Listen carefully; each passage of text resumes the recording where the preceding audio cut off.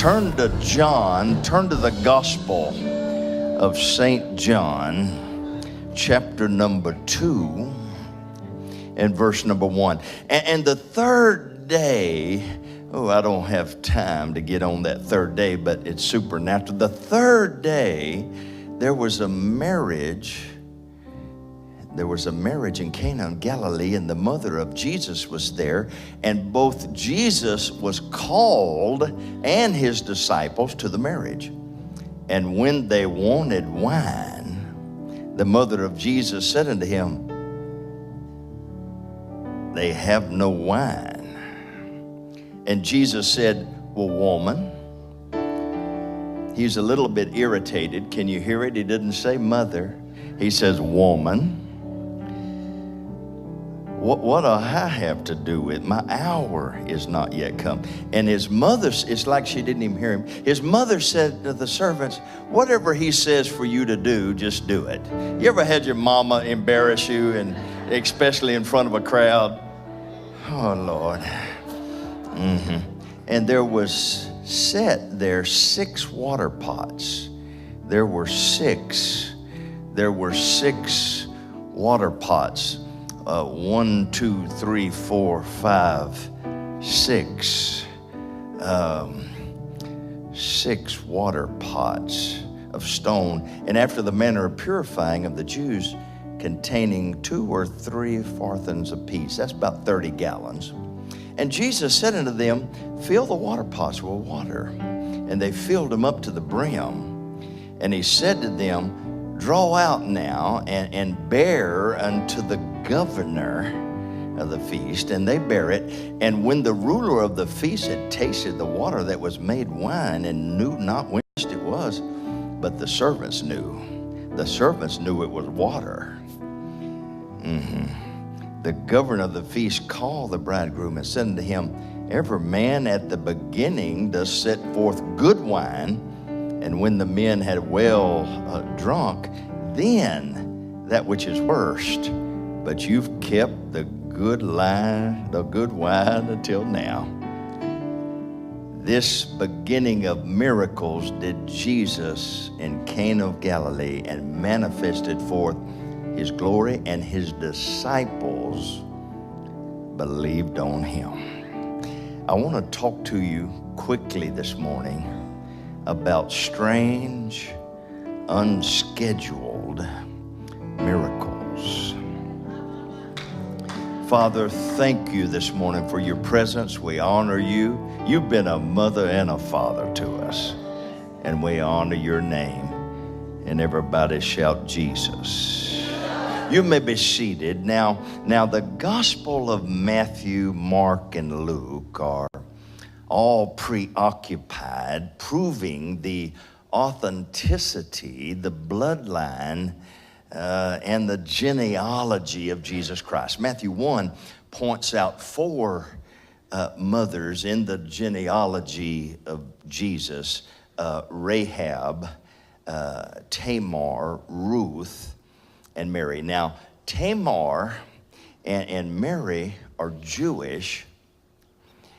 Rahab and Ruth are Gentiles, which shows us God's plan in the beginning was to save the Jews and the Gentiles. But John doesn't start his gospel with bloodlines or genealogy. John said in John 1:1, in the beginning was the Word, and the Word was with God, and the Word was God. Before Adam and Eve, there was God. Before, and the Bible says Eve was the mother of all living, but before there was a ladybug on the earth, but before there was a cricketing, and before there was a hummingbird flying around, before there were roses, before there was a sun, moon, and star, but before there was a this or a that, John 1:1 says there was God. In the beginning was the Word. The Word was with God, and the Word was God. All things were made by him, and without him was not anything made that was made. In him was life, and the life was the light of men. The light shined in darkness, and the darkness comprehended it not. The Message Bible said the darkness couldn't stop the light. Now the Bible doesn't start with mothers and fathers or couples having babies. The Bible starts with God. Verse 14 of John, 1 John says, and the Word was made flesh. The Word was made flesh and dwelt among us, and we beheld the glory of the only begotten of the Father, full of grace and truth. So we had divinity hanging out with humanity. We had the heavenly hanging out with the earthy. So John in his gospel raises the bar in the discussion, and he's saying Jesus he's not just the highest bar, he is the bar. He's far above Adam and Eve. He's far above Abraham and Sarah. He's far above David and Bathsheba. He's far above Joseph and Mary.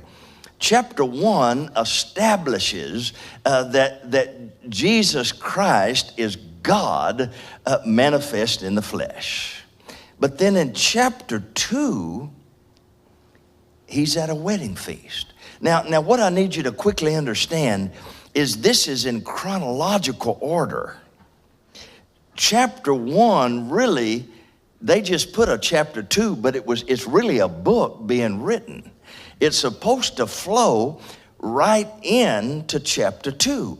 So in chapter 1, Jesus is this lofty, powerful, with all power in heaven and earth. And then in chapter 2, he's at a party where people are dancing and drinking and laughing and having a time,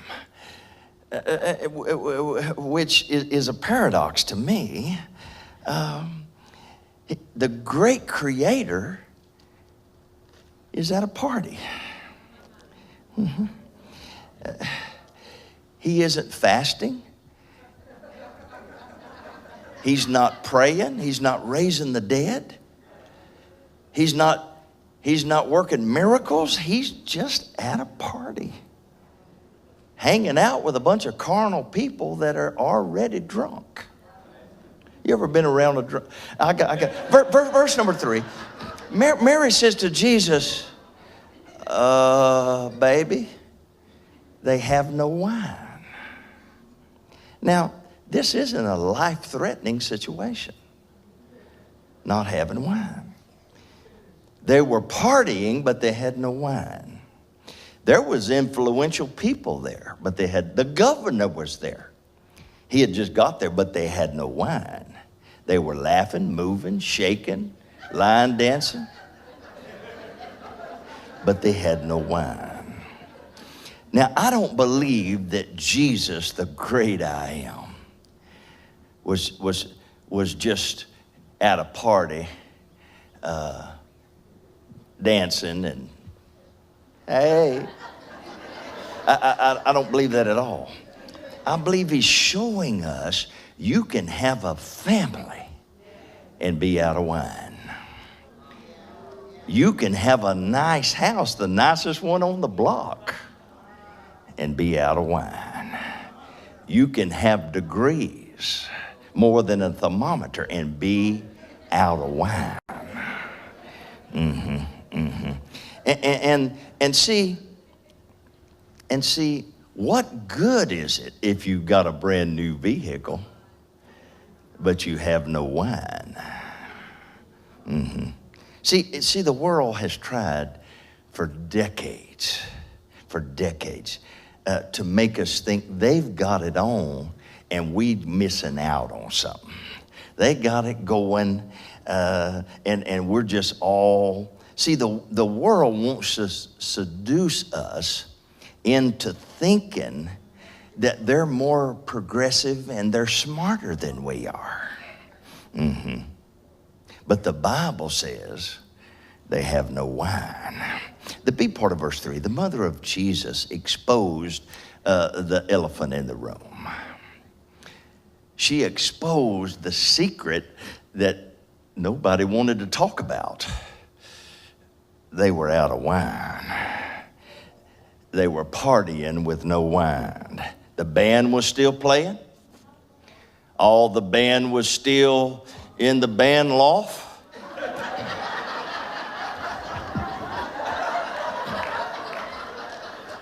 I'm teaching as I'm going.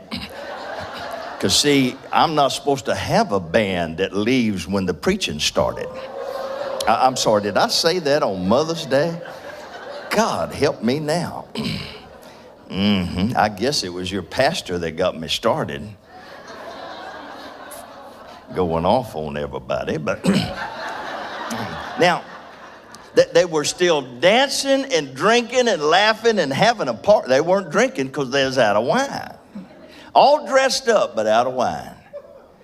Mary lets us know that the world will eventually come to us.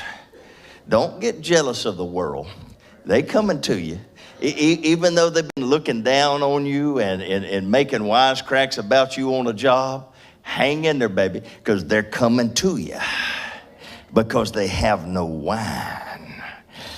Ooh, verse number 4, Jesus said, woman, he's a little irritated now. Woman, what do I have to do with this? The NIV says, my time hadn't come. The Message Bible says, that's none of our business, mama. This isn't my time, so don't be pushing me. Jesus is showing us that we serve a God of ages. We serve a God of seasons, times, and years. David said in Psalms 31 and 15 that our times are in God's hands. Say that with me. Our times are in God's hand. Now everybody say that with me. Our times are in God's. Jesus is saying the timing's not right. It's out of sequence. It's the schedule's off. The timing's off. This was an unscheduled miracle.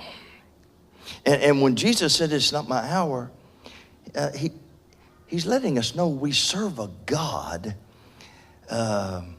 that's organized, that has a schedule, that is very structured. God's trying to teach us at a marriage feast to respect time. And the first step for your next miracle, your first step for your next miracle, your first step, something just went off, but your first step for this next miracle is you have to operate on a schedule. Ezekiel 3:1 says there's a season and a time for every purpose under heaven. The word time is used in Ecclesiastes 26 times in that one chapter.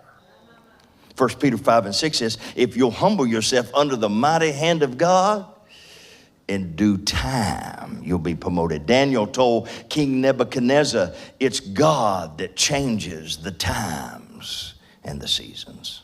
And when it's your time, devils can't stop you. I said, when it's your time, haters can't stop you. When it's your time, baby, you're unstoppable. I want all the mamas to shout, I'm unstoppable. See, when it's your time, baby, you're bad to the bone. Now God will work unscheduled miracles, though, even though he's a God that is organized, very organized. You saw the sun come up in the east this morning. Thank God. that the rain is gone. It's going to be he's very organized but I've seen God work unscheduled miracles. My brother called me. He's watching online because he's in East Texas with his mama, so I have to be careful. But I'm being careful. But he calls me not this past Friday, but Friday last, and he said, Mike, he calls me Mike. Y'all call me Bishop, but he calls me. He said, Mike, I just got a family miracle. I can't go into it, but he said, and I don't even deserve it. He said, I hadn't even been walking on the path. He said, Grandma showed me the path, but I've been way off of it.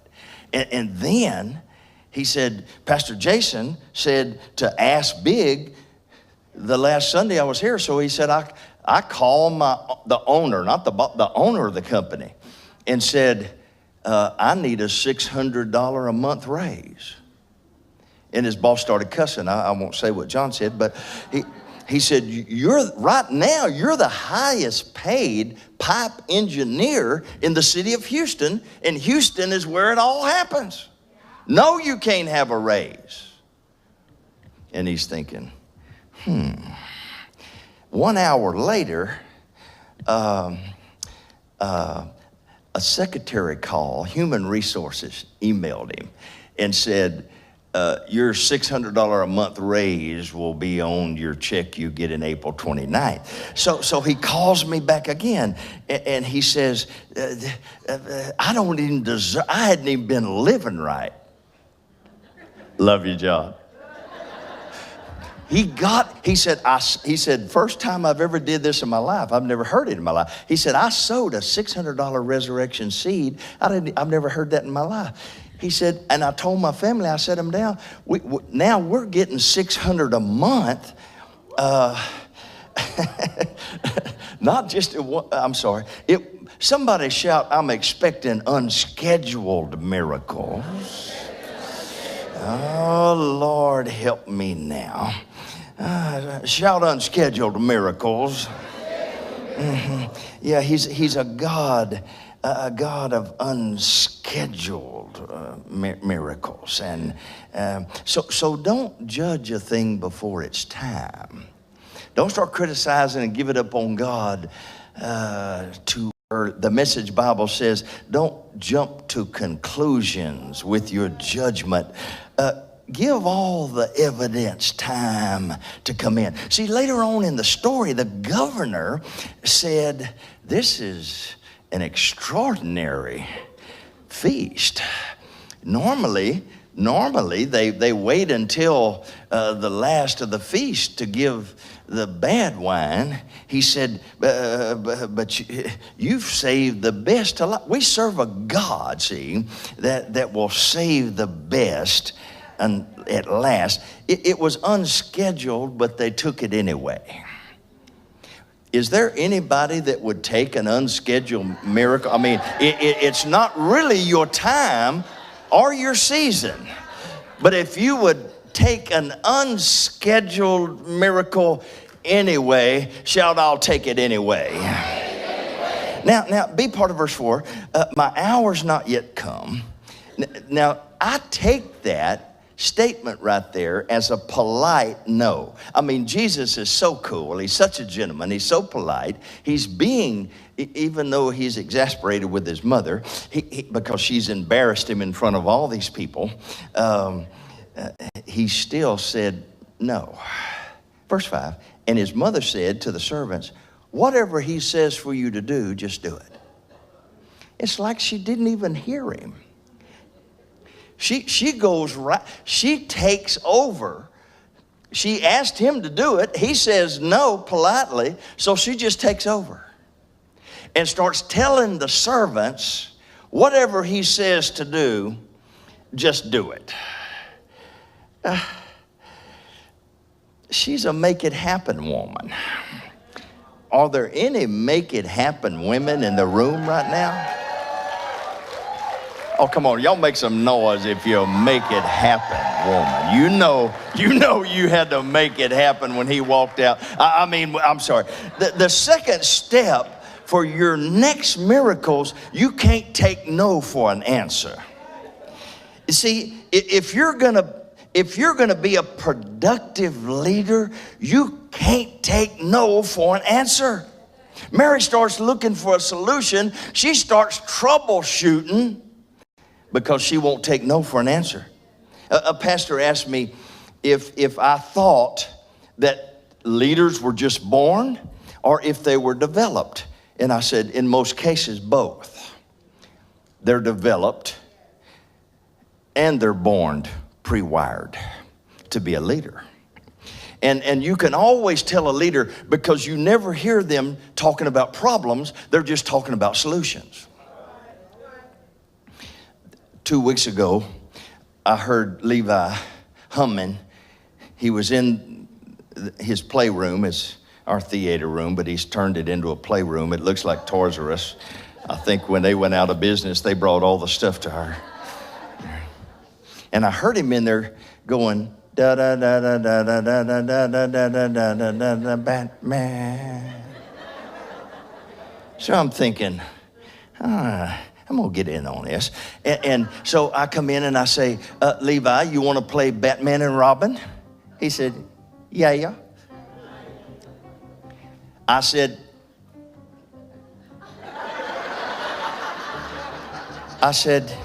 okay then, I'm Batman, you're Robin. He said, no, thank you.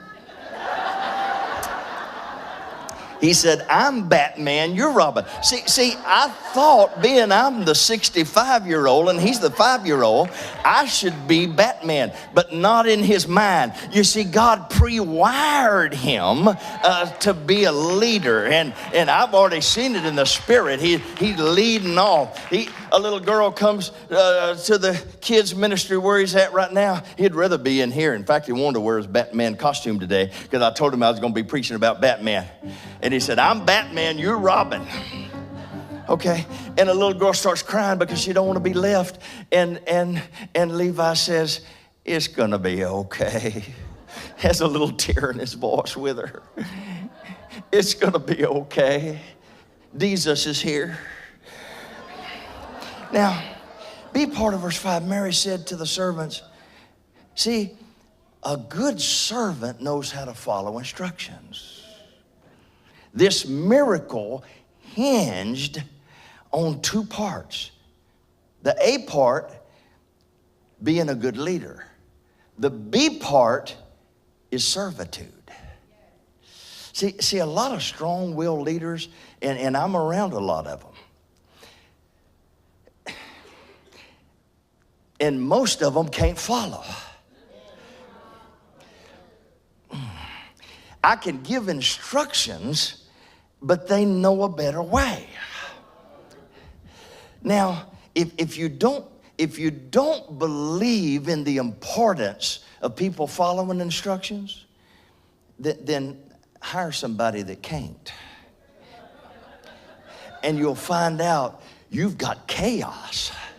I said to do it this way, and it was done that. And the third step for your next miracle, it's gonna take you having the right talent around you. Yeah. Big Dave called to me. Normally we just text each other, but he calls me on this third point, and he said, Bishop, I can't read your writing. He said, you've got down, it's gonna take having the rat talent, the R-A-T rally. I said, that's abbreviation, Dave. Come, you gotta get with the program. Has anybody found my drummer yet? See, you gotta get with the program. You gotta have the right talent around you. See, sometimes God will give you instructions that don't make any sense. Like marching around a wall 7 times and then shouting. What kind of sense does that make? Or Jesus spitting in the ground and making a mud ball and saying, now what I'm fixing to do is I'm fixing to put mud balls in both your eyes. What kind of, that made it worse, wouldn't it? But see, God's instruction will not always make sense. But you don't have to understand an instruction from God. You just have to do it. When God gives an instruction, reason is not required. It must be your faith and faith alone that opens that door. Verse number 7, Jesus said, fill the 6 water pots with water. Now, these 6 pots, they look, where's my pots at, Dave? These 6 pots, 1, 2, 3, 4, 5, 6. They just look like common pots. Okay. But see, when it's your time, or maybe it's not your time. See, it wasn't their time, but God still turned the water into wine. See, even if it's not your season and time,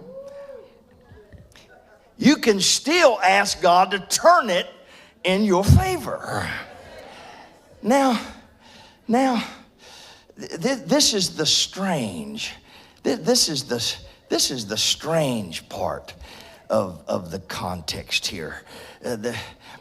Turning this water into wine, because my question was, when I saw this, did it turn into wine in the pot, in one of the pots, or when they poured the wine from the pot into the pitcher? Is that when it turned into wine, or did it turn into wine when they poured? Where's Chase at? Huh? See, I told Chase to have this poured in the picture so the folks wouldn't see me pouring it in the picture, because it came from the pot into the picture. Or did it turn into wine when they poured it in the glass?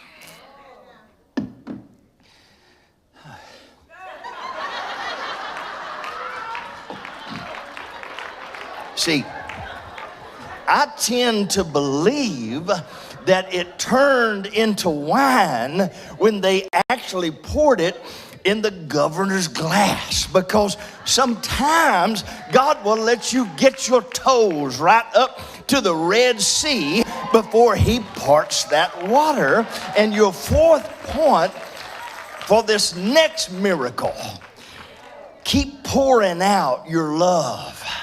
Oh, y'all got quiet on me right there. Keep pouring out your love and your ministry and your gift and your praise and your support, even when people are ugly to you. Some people are just born, like I was talking about people just born a leader. Some people just born mean-spirited. Nobody taught them, they're just born that way. Okay? And when you have to deal with these kinds of people, you got to keep on loving. Or maybe it's your spouse. Hear how quiet it got right then? Oh, I hit a nerve. I'm going to have to work that thing. Maybe it's your spouse that's provoking you. Oh, help me now, Jesus. I got to be careful. I met with a husband that said, and I'm not even going to look at the congregation. I met at a husband that said, my wife just provokes me to death, and I just don't know what to do. And I said, well, something's causing that. She made me so mad I went and had an affair, but she can't let it go. And now she just keeps throwing it up in my face. Every time I look up, it's just in my face. And you're supposed to have an answer. That's why I don't do any counseling anymore. And I said, okay, I'm going to tell you what to do. I'm going to tell you what to do. You messed up. Lord, y'all done went deathly quiet. I said, all the ladies say, you messed up. No, say it with an attitude. Say it like you would say it to your husband. That's what I'm talking about. That's what I'm...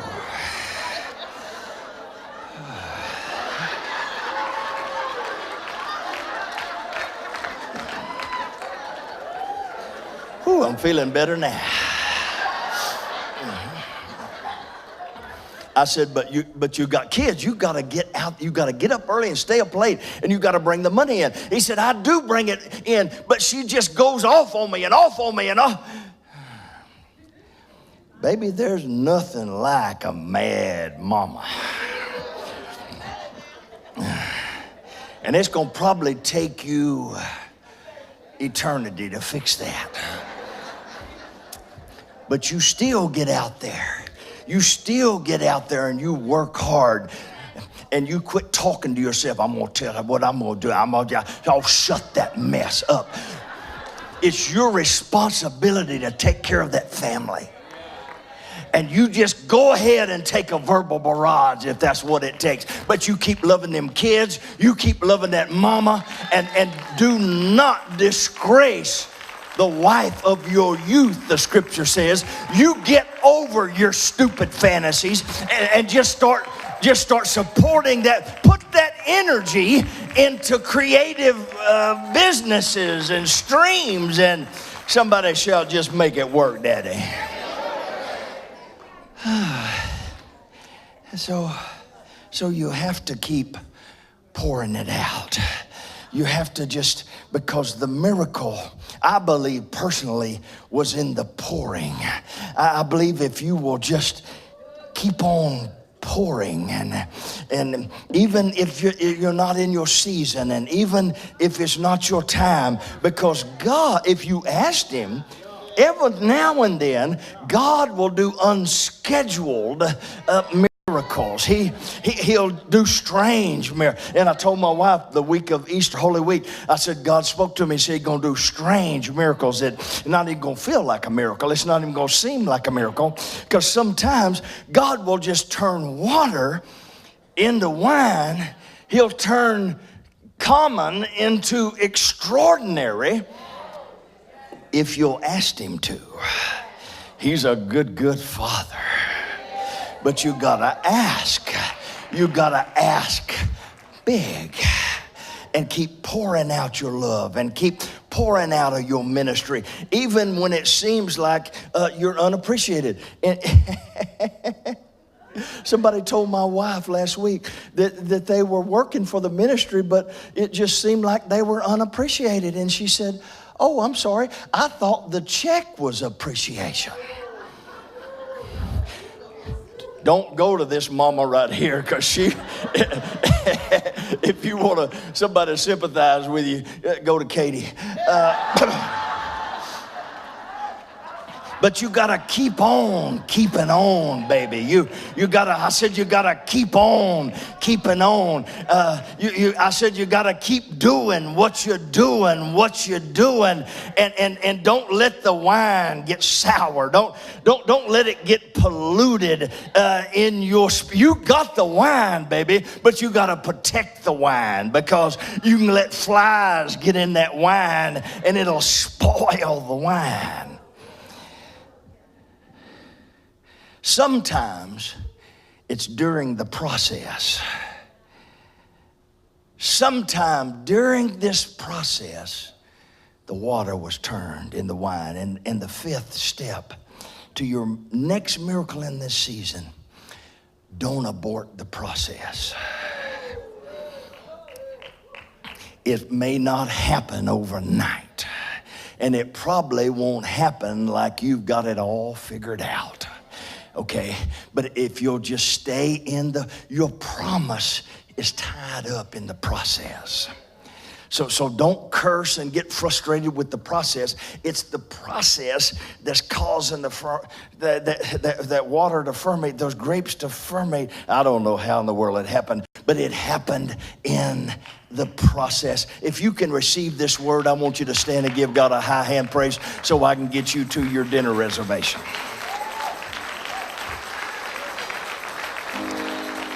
Is that all the folks that received this? I went through hell to bring you this. You don't know the cost of the wine. Now, I believe that this fifth step, if you will just keep pouring, if you will just keep pouring out. So somebody asked me the other day, they said, what happened to this, I said, I used to see this girl on the praise team, and now I don't even see her anywhere now. I said, she got polluted.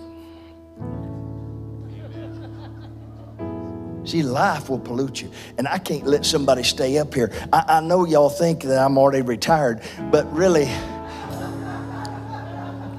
I'm watching things and tweaking things. But because, see, if we don't tweak them, we can't go to the next level. We'll be the same place as we are next Mother's Day this time. And God showed me, get more organized, get more structured, get this timing right, and let's get this right, and let's get that right, and we're getting it right, baby. But you have to keep pouring out. Number 4, you have to keep pouring out your gifts. And see,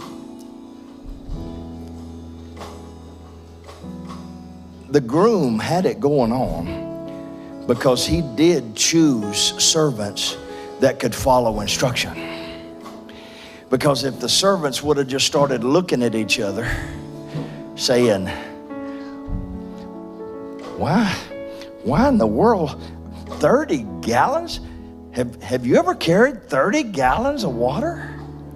I mean, I got a 5-gallon water keg out of my truck last week, and I thought it was going to break my back. Have you ever carried 30 gallons? But these servants, the bridegroom had the right servants in place.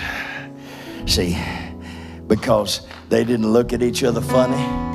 They just quickly followed the instruction, and they filled the water pots with water. And somewhere in the pouring, and I came to tell somebody here or watching online, if you'll just, I know you're tired. Somebody told me we've had church Wednesday, Thursday, Friday, Saturday, and now it's Sunday. Whew. I'm tired. I'm wore out. I need a vacation. Keep pouring. But right now, just for 3 minutes, I wonder if we could pour out our praise. I wonder if we could just lift our hands to the Master that can turn. He can turn water into wine. He can turn your marriage around. He can turn your finances around. He can turn your kids around. He can turn you around.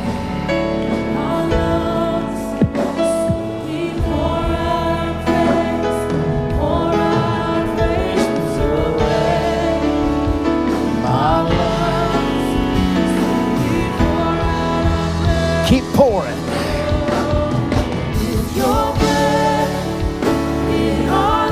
I watch people walk out and quit pouring. Your promise is in the pouring. Your promise is in the process. Don't give up now. Don't quit now. Don't throw in the towel now. You're close. But Bishop, there's only one season to bear fruit. He can give you an unscheduled miracle and just turn things around completely in your life.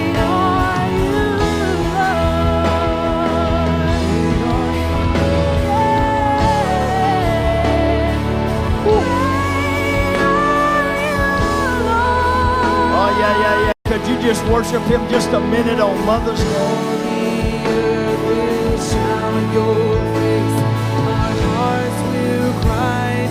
Oh, these old bones are gonna sing. Yeah. These old bones are tired, Bishop.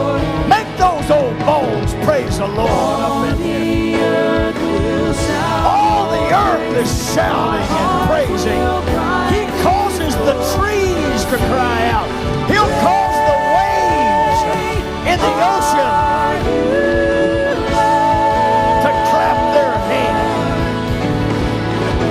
All the earth will shout your praise. Our hearts will cry, these bones will sing. David said, bless the Lord, oh my soul, and all that's in me. Bones, get to praise him. Breath, lungs, get to praising him. Pour out our praise, it's your breath. It's your breath. It's not my breath. We pour out our praise to you only. It's your breath in our lungs. So we pour out our praise. Pour out our praise, it's your breath in our lungs. So we pour out our praise to you only. I'm going to do this fast. I want every couple, every married couple in the house. I want you to come. No, I'll tell you what. I want every mother to come. No, where are you going? I want every couple and every mother in the house. Come around these altars. Come quickly, because I'm on a schedule. I'm going to have you walking out of here at 12 o'clock. Or y'all just turn my mic off if it gets 12 o'clock. I know you're looking at your watch. It's your breath in our lungs, so we pour out our praise. Pour out our praise. It's your breath in our lungs, so we pour out. If you need God to turn something in your life, I want you to lift those hands right now. Do it quickly. It doesn't take God long to work. If you need something big to turn.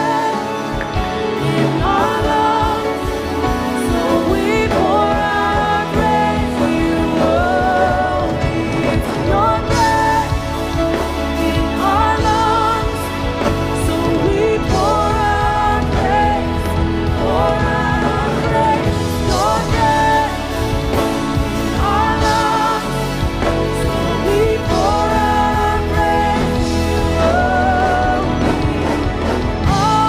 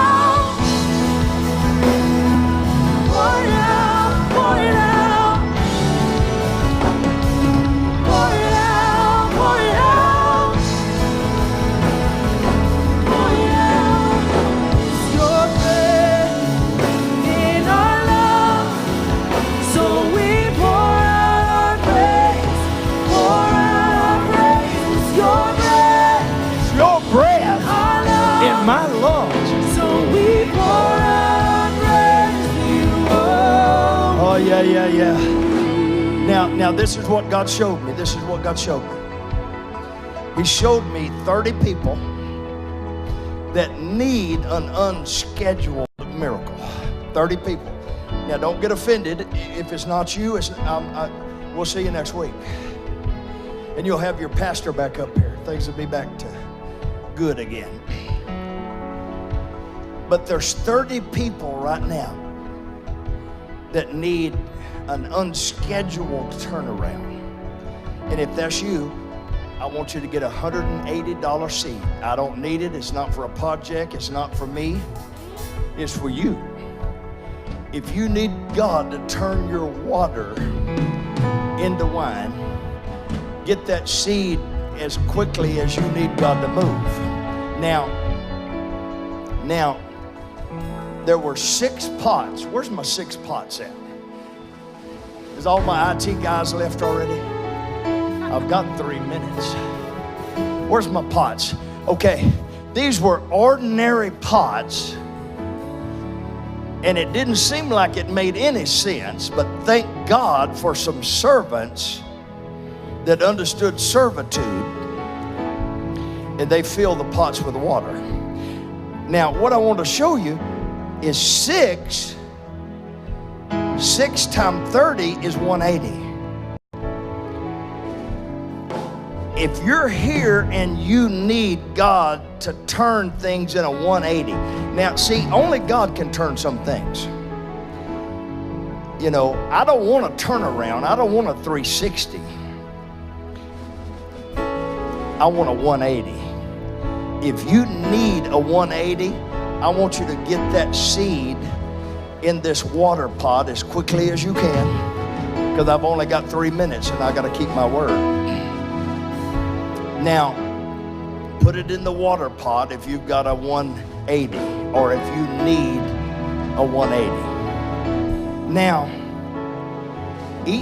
that's 180 gallons. Oh, I'm sorry. I got carried away. I'm trying to go too fast. 6, 8,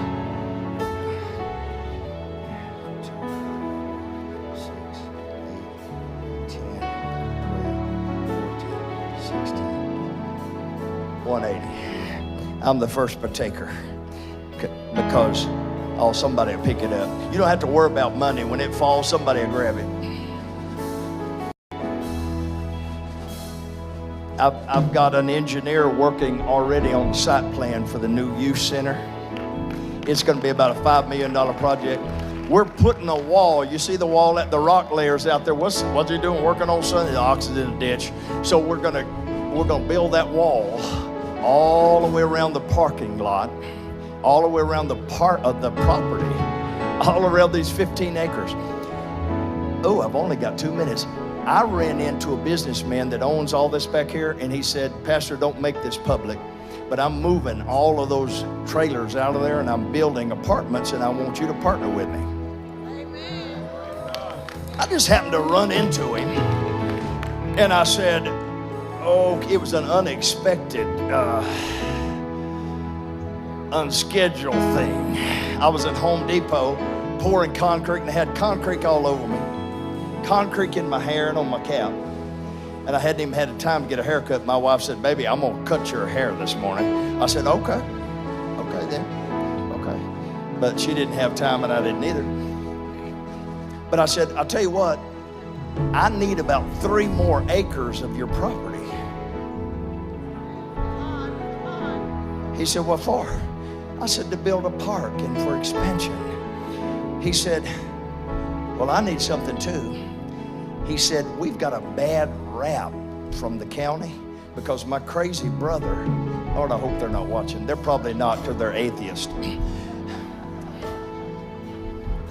said, my crazy brother has off the county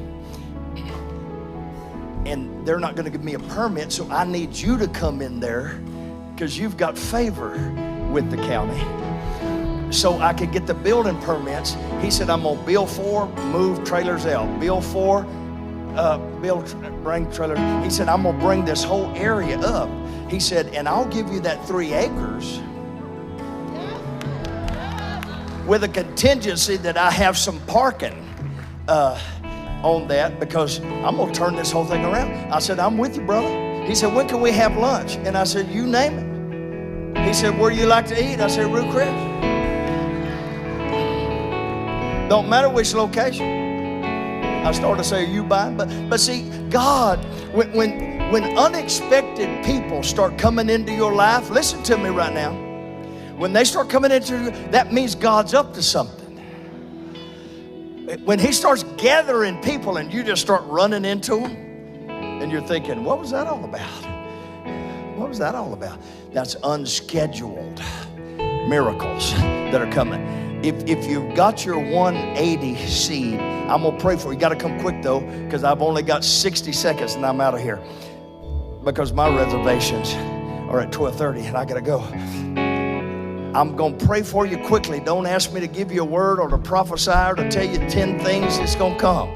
Just bring that 180. I'm going to pray for it. I can't turn it around. God is the only one that can do a 180 in your life.